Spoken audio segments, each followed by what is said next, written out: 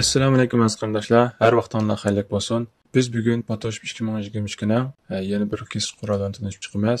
Bu oldingi soat darsimizda biz Crop Tool degan quroldan tanishib chiqqan. Bugun Perspective Crop Tool degan quroldan tanishib chiqamiz. Masalan, Mac kitobning muqovasini tik tutgan shaklda tuz holatda kesib olmoqchi.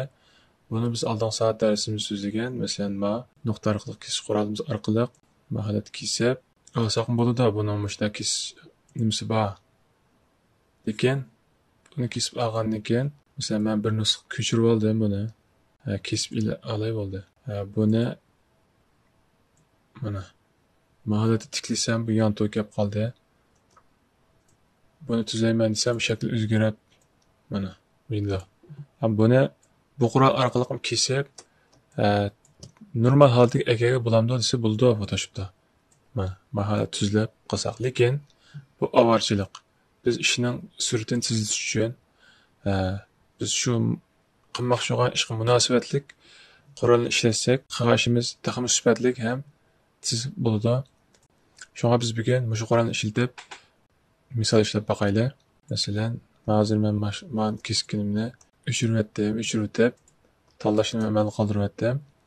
Bu qurollar tizimligidan ustini sanab 4-sining mouse'dan o'ng tarafini chekkandan keyin chiqqan tizimlikdan ikkinchisi shu. Bu qurolimiz biz avval kitobni taxmin yaqin oldik bo'ldi.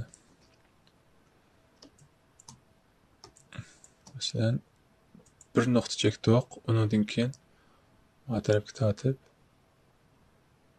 yana birini chekdik.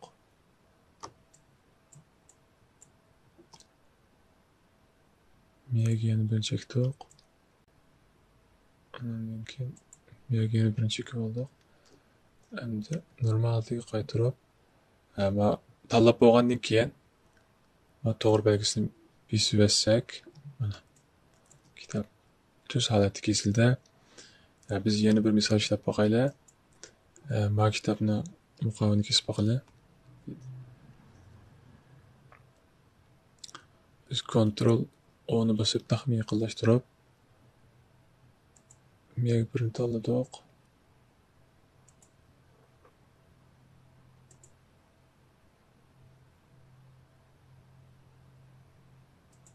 Tanlab bo'lgandan keyin saqlasak, mana. Undan keyin yana bir misol ishlab boqaylik. Biz bundan xohlagan bir kitobni kesib chiqarib olaylik. Kontaktdan Ctrl qo'shilgan, ya'ni pilosini besib yaqinlashtirdik. Buning ichida biz kitobni chiqarib olaylik.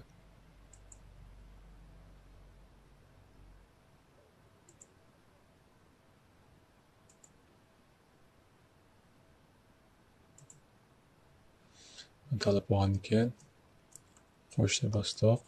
Mana ma'nimi kesib oldik. Undan keyin bir misol ishlab boqaylik. Kitob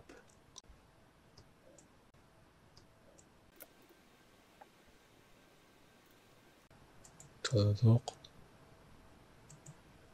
Tanlab bo'lgandan keyin mana tikildi. Endi qarasanglar, mana kitobda ozroq o'zgarish bo'ldi.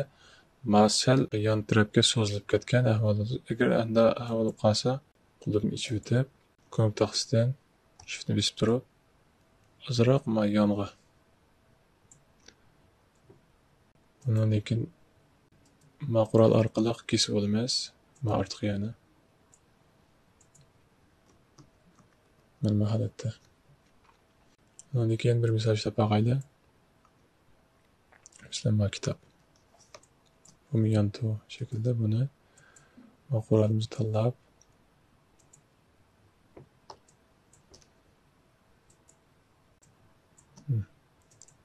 mana shu holatda. Undan keyin yana bir misol ishlaylik. Yo'lni mana masalan rasmni yanto tortibdi, buni kesib chiqarmoqchi bo'lib qolsak, buni yana mush qurolimiz orqali tanlab bilan o'zini sal inchiklik bilan tanlab ishlatsam bo'ldi. Mana Ondan keyin men artıq yanto kesilgan yo'q qolsa, men deganim men qurolimiz orqali, masalan, ma boshdan ma tarafga tasaq, bu yanto shaklni mana tuzlandi. Ondan keyin men kesish qurolimiz orqali artıq rayonlarni kesib bo'ldi. Buni chiqarib oldik. Ondan keyin ma rasmni masalan, buni ma bosh qurol orqali ma ikkinchi qurol.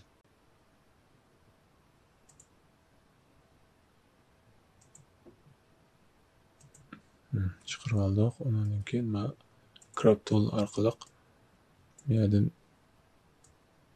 artıq rayonlarni kesib bo'ldi.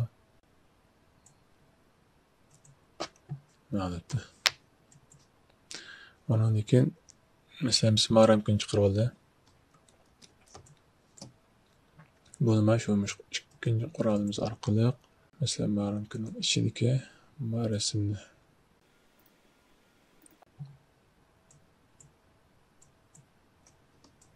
nima holatda.